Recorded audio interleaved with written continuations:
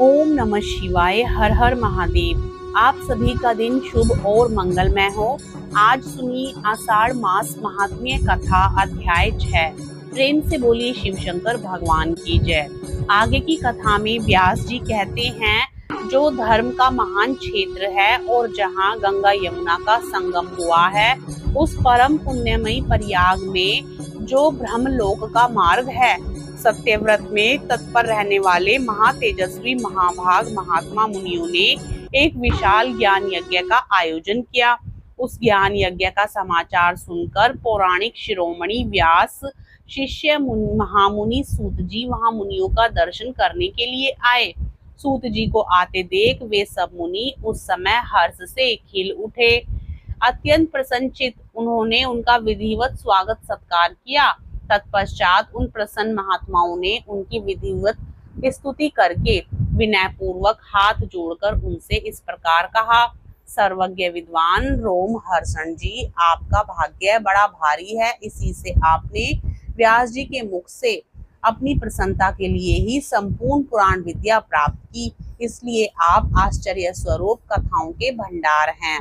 ठीक उसी तरह जैसे रत्नाकर समुद्र बड़े बड़े सारभूत रत्नों का आकार है, तीनों लोकों में भूत वर्तमान और भविष्य तथा और भी जो कोई वस्तु है वह आपसे अज्ञात नहीं है।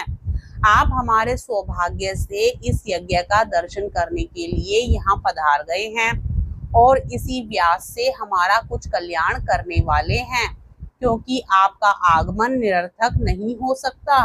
हमने पहले भी आपसे शुभाशुभ तत्व का पूरा वर्णन सुना है, किंतु उससे तृप्ति नहीं होती। हमें उसे सुनने की बार बार इच्छा होती है। उत्तम बुद्धि वाले सूत जी, इस समय हमें एक ही बात सुननी है। यदि आपका अनुग्रह हो तो गोपनीय होने पर भी उस विषय का वर्णन करें।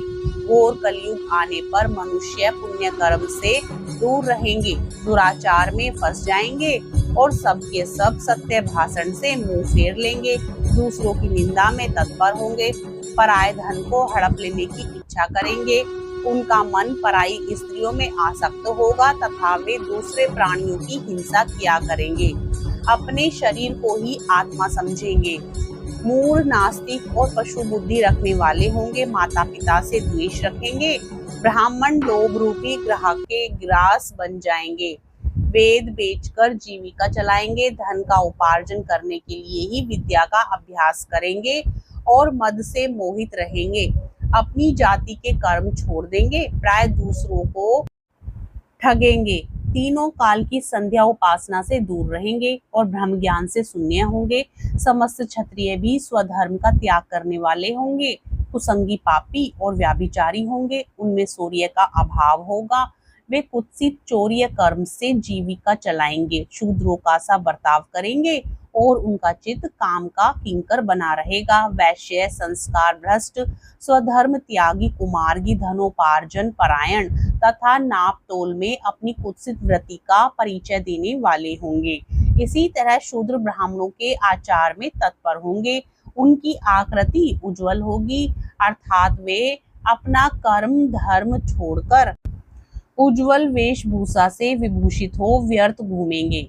वे स्वभावतः ही अपना धर्म का त्याग करने वाले होंगे, उनके विचार धर्म के प्रतिकूल होंगे, वे कुटिल और द्विज निंदक होंगे, यदि धनी हुए तो कुकर्म में लग जाएंगे, विद्वान हुए तो वाद विवाद करने वाले होंगे, अपने को कुलीन मानकर चारों वर्णों के साथ वैवाहिक संबंध स्थापित करेंगे, समस्त वर्णों को अपने संपर्क से भ्रष्ट करेंगे, वे लोग अपनी अधिकार सीमा से बाहर जाकर द्विजोचित सत्कर्मों का अनुष्ठान करने वाले होंगे। कलयुग की स्त्रियां प्राय सदाचार से भ्रष्ट और पति का अपमान करने वाली होंगी, सास ससुर से द्रोह करेंगी, किसी से भय नहीं मानेंगी, मलिन भोजन करेंगी, कुत्सित हाव भाव में तत्पर होंगी, उनका शील स्वभाव बहुत बुरा होगा और वे अपने पति की सेवा से सदा ही विमुख रहेंगी।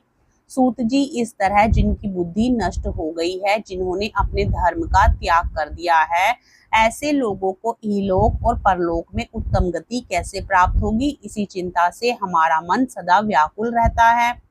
परोपकार के समान दूसरा कोई धर्म नहीं है। अतः जिस छोटे से उपाय से इन सब के पापों का तत्काल नाश हो जाए, उसे इस समय कृपा पूर्वक बताइए, क्योंकि आप समस्त सिद्धांतों के ज्ञाता हैं। व्यास जी कहते हैं, उन भावितात्मा मुनियों की यह बात सुनकर सूत जी मन ही मन भगवान शंकर का स्मरण करके उनसे इस प्रकार बोले। जय भोलेनाथ। आज की कथा में बस इतना ही। आगे की कथा का रसपान हम कल करेंगे। कथा पसंद आए तो वीडियो को लाइक करके चैनल को जरूर सब्सक्राइब कर लें। जय भोलेनाथ।